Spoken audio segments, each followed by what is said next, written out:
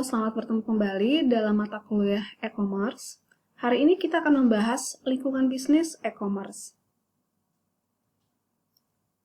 Ada 8 elemen lingkungan dalam e-commerce.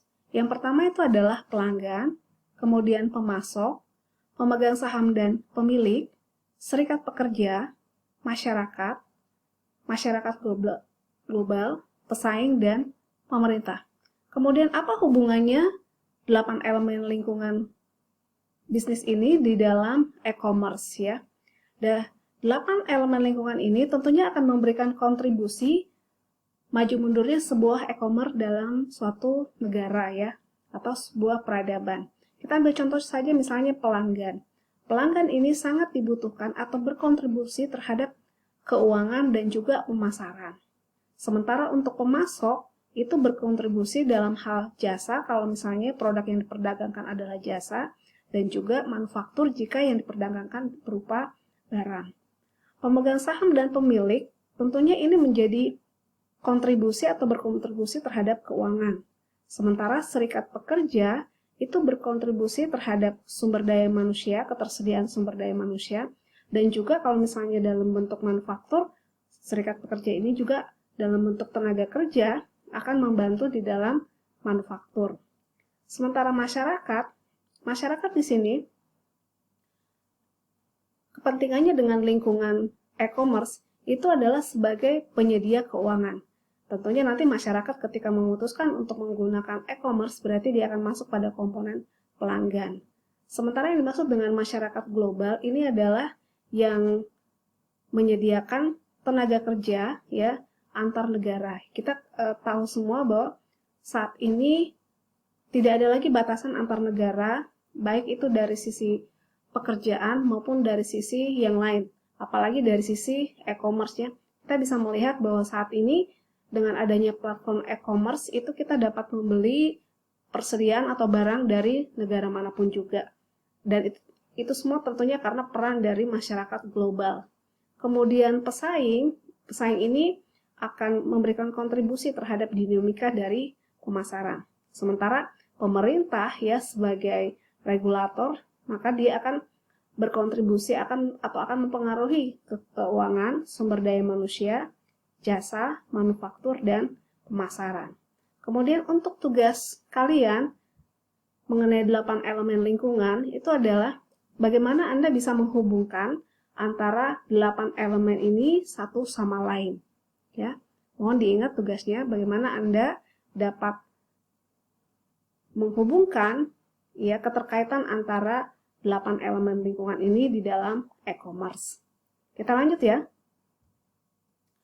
Model bisnis e-commerce. Apa sih yang dimaksud dengan model bisnis e-commerce? Jadi model bisnis e-commerce adalah metode yang dilakukan oleh perusahaan untuk memperoleh penghasilan untuk menjamin kelangsungan perusahaan. Jadi di sini kata kuncinya adalah perusahaan memperoleh penghasilan dan menjamin kelangsungan dari perusahaan. Ada beberapa model yang dilaksanakan atau biasanya dilakukan oleh perusahaan-perusahaan yang terlibat di dalam e-commerce. Pertama itu adalah broker. Jadi fungsinya itu sebagai perantara transaksi pembeli dan penjualan. Jadi di sini broker ini menjadi fasilitator antara pembeli dan penjual. Kemudian, penghasilannya diperoleh dari persen per transaksi. Nah, sekarang pertanyaannya adalah, dapatkah kalian memberikan contoh e-commerce yang menganut model bisnis broker atau yang penghasilannya salah satunya adalah dari broker? Kemudian, advertising atau pengiklanan. Ini menyediakan situs web yang menyediakan konten dan service dikombinasikan dengan advertising message yang terletak di banner. Penghasilan diperoleh dari biaya pemasangan banner. Nah, tugas selanjutnya adalah dapatkah Anda menyebutkan atau memberikan contoh e-commerce yang menggunakan advertising? Advertising juga model ini hanya bisa berjalan apabila traffic dari situs web broadcast itu sering dikunjungi. Kalau misalnya kalian sering membuka layanan OJS, ya Open Journal System, biasanya di bawahnya itu ada data statistik pengunjung. Model bisnis e-commerce berikutnya itu adalah infomediary. Apa sih sebenarnya yang dimaksud dengan infomediary? Itu adalah e-commerce ini tugasnya mengumpulkan data mengenai pelanggan dan juga kebiasaan dari pelanggan tersebut. Kemudian dia analisis dan data yang diperoleh dari hasil analisis tersebut itu dapat dijual ke pihak ketiga. Tetapi saat ini kita bisa melihat ya perkembangan dari dunia digital.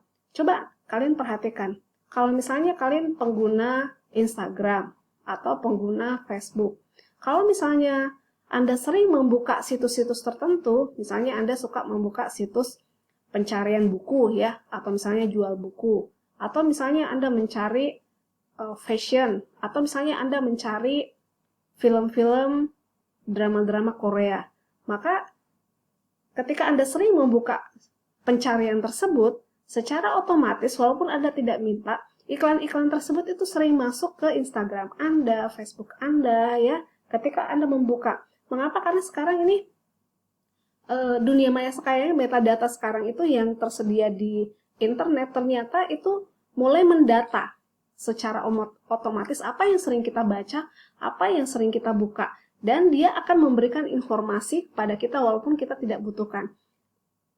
Dan sebelumnya ini menjadi sebuah lahan bisnis ya. Kemudian merchant ya. Ini adalah penjualan barang secara grosir dan eceran dalam bentuk elektronik. Penjualannya biasa melalui harga biasa atau lelang. Nah ini kalau yang seperti ini sebenarnya modelnya sebenarnya tradisional, tetapi dibawa ke elektronik. Ini biasanya kalau misalnya kalian melihat di Facebook ya, itu biasanya ada orang yang menjual secara online. Jadi seperti kayak menjual di pasar yang offline, tetapi modelnya sudah online ya. Yang seperti ini yang dimaksud. Kemudian manufaktur. Jadi ada perusahaan manufaktur ini karena ingin mempercepat distribusi produk, makanya dia memiliki web sendiri. Nah ini juga menjadi tugas kalian. Dapatkah kalian memberikan contoh e-commerce yang menggunakan platform seperti ini ya? Atau yang menggunakan model bisnis manufaktur. Model bisnis yang berikutnya itu adalah afiliasi. Jadi penghasilannya ini diperoleh ketika perusahaan tersebut bergabung dengan perusahaan yang menghasilkan produk, dan perusahaan yang bergabung tersebut itu berfungsi sebagai penjual dari produk tersebut. Ya, penghasilannya diperoleh nanti ketika si perusahaan yang bergabung atau pemasar produk tersebut itu memperoleh penjualan dari hasil jualannya. Nah, model bisnis ini juga menjadi berkembang. Kalau tadinya misalnya ini mirip-mirip seperti perusahaan apa ya? Seperti kayak perusahaan multi level marketing ya. Tetapi kalau multi level marketing kan berbeda ya, tapi ada kemiripan ya. Kemiripannya karena kita menjadi member, kemudian kita menjualkan produk tersebut dan kita memperoleh hasil dari penjualan tersebut ya. Kemudian berkembang, bukan hanya sekarang modelnya multi level marketing, tetapi kita dapat berkolaborasi antar situs web. Jadi kalau misalnya Anda punya web, kemudian ada perusahaan yang menghasilkan produk, Anda bisa membantu jualkan produk tersebut menggunakan web yang Anda miliki ya, dan Anda memperoleh penghasilan dari web Anda sendiri karena Anda membantu web si penghasil produk tersebut untuk menjualkan produknya. Nah, ini yang saya mau tanyakan, apakah Anda mampu memberikan contoh ya model bisnis e-commerce yang seperti ini, yang afiliasi ya. Kemudian dari sisi komunitas, ya ini berbasiskan pada kepuasan pengunjung situs, kemudian pengunjung situs merupakan penjual isi dan pendapatan dari situs web tersebut. Jadi ada e-commerce yang mengandalkan penghasilannya justru dari kunjungan pelanggan ya. Kemudian dari kunjungan pelanggan tersebut ya dia dapat memperoleh penghasilan. Nah, kira-kira kalian bisa tidak menyebutkan ya e-commerce yang seperti apa yang menggunakan model seperti ini ya. Kemudian subscription yaitu pengunjung membayar sejumlah uang saat akan mengakses situs tersebut. Nah, tentunya kalau misalnya kita membayar, pasti situs tersebut merupakan informasi yang memberikan nilai yang tinggi ya. Pengunjung dikenakan biaya berdasarkan banyaknya fasilitas yang diakses pada situs web tersebut. Umumnya, situs web tersebut untuk payment gateway kartu kredit ya. Nah, ini saya mau memberikan contoh. Biasanya ini kalau misalnya Anda buka platform untuk situs-situs novel berbayar ya, biasanya seperti itu. Jadi ketika Anda, biasanya beberapa bab itu masih free, tapi selanjutnya Anda bayar ya. Itu salah satu contohnya. Nah, saya minta Anda untuk menyebutkan contoh yang lain ya. Kemudian, klasifikasi model bisnis e-commerce itu terbagi atas beberapa. Pertama itu adalah target konsumen dan potensinya. Kemudian, model persaingannya. Itu dalam bentuk produknya dan layanannya. Kemudian, profit yang diperoleh. Ini maksudnya seperti apa sih?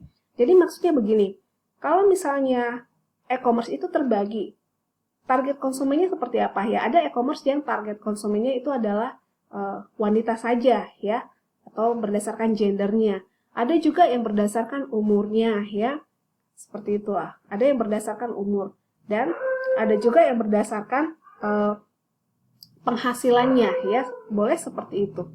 Kemudian model persaingannya apakah dia bersaing dari sisi produknya ya, atau dari sisi layanannya ya. Kita bisa melihat bahwa platform-platform e-commerce sendiri saat ini mulai bersaing ya untuk mempertahankan kualitas dari produknya dan juga meningkatkan layanannya. Dan bisa juga diklasifikasikan dari sekian banyak e-commerce, mana sih yang punya profit paling tinggi, mana yang punya profit paling rendah.